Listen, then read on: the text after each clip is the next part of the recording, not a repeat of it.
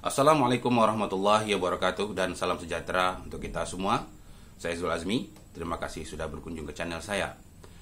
Pada kesempatan ini saya ingin memberikan pendapat dan opini mengenai kasus yang mencuat baru-baru ini.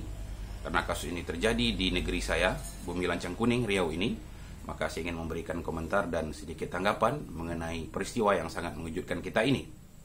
Peristiwa ini diawali dengan sebuah video pengakuan yang diupload oleh mahasiswi yang kita tidak sebutkan namanya. Mahasiswi ini mengaku bahwa beliau telah dilecehkan, yakni saat itu beliau sedang melakukan skripsi untuk menjumpai dosen pembimbing, dan ternyata setelah bimbingan itu selesai, dia mengaku bahwa dosen pembimbing tersebut memeluk dan menciumnya. Ini merupakan pengakuan yang sangat menghebohkan. Video yang berdurasi lebih kurang 13 menit lebih itu terus menjadi incaran netizen dan juga seluruh masyarakat, sehingga masyarakat bertanya-tanya mengenai kebenaran isi video tersebut. Di samping itu, setelah video ini tersebar luas di masyarakat, maka tentunya pihak yang dituduh, yakni dosen pembimbing, yang ternyata beliau adalah salah satu dekan di UNRI, tentu menjadi tidak puas hati mengenai video uploadan ini. Ini adalah salah satu media yang mengunggah berita mengenai upload video tersebut. Nah, berikutnya setelah video ini diupload dan menjadi tontonan banyak warga, banyak netizen dan masyarakat Indonesia, video ini terus diulang-ulang diposting di Instagram, media sosial lainnya, sehingga dengan waktu singkat menjadi trending topik dan menjadi pembicaraan di khalayak ramai. Keesokan harinya, tidak berapa lama, maka muncul juga pembelaan dari dosen tersebut. Dosen tersebut mengaku dalam video pembelaannya di depan awak media, di channel saya upload videonya, kawan-kawan boleh melihat. Beliau mengaku bahwa tidak melakukan seperti yang diakui oleh mahasiswi tersebut, dan malah beliau mengatakan dengan tegas bahwasanya jika terbukti bahwa beliau tidak bersalah, maka dosen tersebut ini, oknum dosen ini, maka akan menuntut balik kepada mahasiswa dengan tuntutan sebesar 10 miliar. Ini merupakan suatu hal yang luar biasa.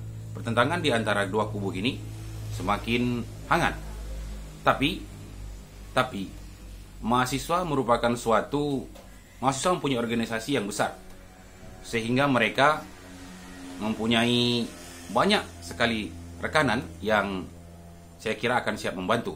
Salah satunya adalah terjadinya demo di depan rektorat yang dilakukan oleh mahasiswa mengenai tuntutan agar dosen pembimbing tersebut mengakui kesalahannya. Dan ini juga masuk dalam media. Salah satunya, ini headline-nya saya capture di video ini.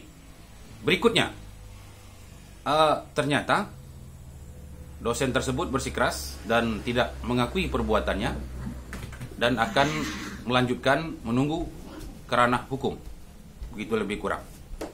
Berikutnya, setelah video itu tersebar, maka pihak UNRI dihubungi oleh awak media. Pada awalnya mereka berusaha untuk menutupi, karena berusaha untuk tidak menjawab telepon atau berusaha untuk diam menunggu kasus ini berjalan. Namun ternyata kasus ini tidak bisa dibiarkan lagi, karena sudah terlanjur membesar dan sudah masuk ke seluruh media-media besar seperti Kompas dan lain sebagainya. Dan saya yakin saat ini sudah menjadi perhatian nasional. Berikutnya, tuntutan 5 yang dituntut oleh mahasiswa yang di kampus UNRI tersebut, sudah videonya sebagian saya upload di sini. Sama-sama kita lihat. Keamanan bagi korban hingga korban bisa menyelesaikan masa studinya di kampus. Tuntutan yang kami layangkan semalam itu ada 5 poin. Poin yang pertama, meminta pelaku untuk mengakui telah melakukan perbuatan pelecehan seksual kepada korban. Yang kedua, meminta pelaku untuk meminta maaf atas perbuatannya kepada korban dan keluarga korban. Yang ketiga, meminta pelaku untuk berjanji tidak akan bersulit korban dalam hal akademis atau hal lainnya yang berhubungan dengan kegiatan perkuliahan di Universitas Riau. Yang keempat, meminta pelaku untuk bertanggung jawab atas dampak yang dirasakan oleh korban dalam hal menyediakan psikolog untuk pemulihan mental korban. Dan yang terakhir, yang kelima, meminta pelaku untuk siap menerima sanksi yang ditentukan oleh pimpinan tertinggi Universitas Riau. Jadi, mahasiswa dan mahasiswi sebenarnya ada desas-desus mengatakan bahwasanya oknum dosen tersebut memang mempunyai masalah dalam menghadapi mahasiswi. Kita tak tahu buktinya. Ini yang seperti dikatakan oleh BEM HI yang mengatakan bahwasanya ini sudah sering terjadi, cuman tidak ada yang mau berbicara. Dan ini juga menjadi perhatian Kementerian Kebudayaan. Beliau mengatakan bahwasanya akan mengusut tuntas kasus ini sampai selesai.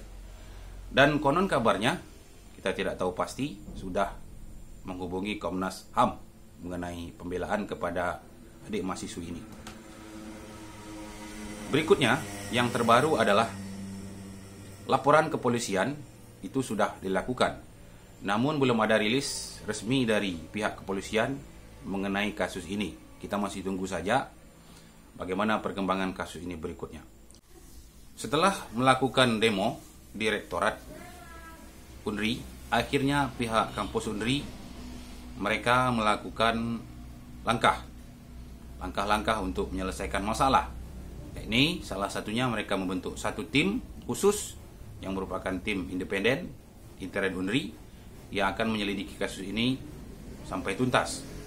Dan menurut pengakuan Unri, grup ini akan melakukan tugas secara profesional dan tidak akan mengintimidasi mahasiswi yang membuat pengakuan tersebut.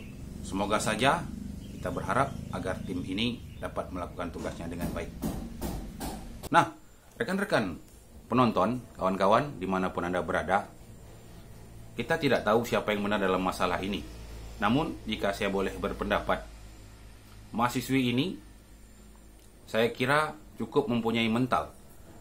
Kita taruhlah bahwasanya ia benar-benar mendapatkan pelecehan dan dia mau berbicara di khalayak ramai. Ini merupakan, seandainya ini benar, ini merupakan tamparan berat bagi seluruh masyarakat Riau, bahwa ternyata kampus yang kita cintai ini ada sedikit masalah pelayanan dan juga tentunya pelecehan-pelecehan yang sulit untuk kita maafkan. Ini seandainya benar. Tapi jika seandainya ternyata tuduhan ini tidak benar, maka tentunya ini akan mendapatkan cerita yang lain di masyarakat. Dan ada satu isu lagi. Beliau mengakui, dosen tersebut, bahwa mahasiswi tersebut menurut pengakuan beliau telah ditunggangi oleh tokoh atau intelektual di belakang layar, sehingga dia merasa dirinya dirugikan dan mencemar nama baiknya. Karena menurut beliau adalah salah satu kandidat rektor di Unri. Jadi mungkin ini adalah serangan dari salah satu musuh ataupun lawan beliau untuk memperebutkan kursi rektor Unri tersebut. Tentunya ini masih sekadar opini, kita belum tentu tahu kebenarannya. Baik kawan-kawan, di mana juga Anda berada, terima kasih sudah menonton video ini. Jangan lupa subscribe channel ini dan kita tunggu perkembangan kasus ini berikutnya. Dan kita lihat, mudah-mudahan dengan kuasa Allah Subhanahu wa taala, Tuhan Yang Maha Esa, maka kebenaran akan berdiri tegak dan kezaliman akan segera tumbang. Terima kasih sudah menonton channel ini. Assalamualaikum warahmatullahi wabarakatuh dan salam sejahtera untuk kita semua.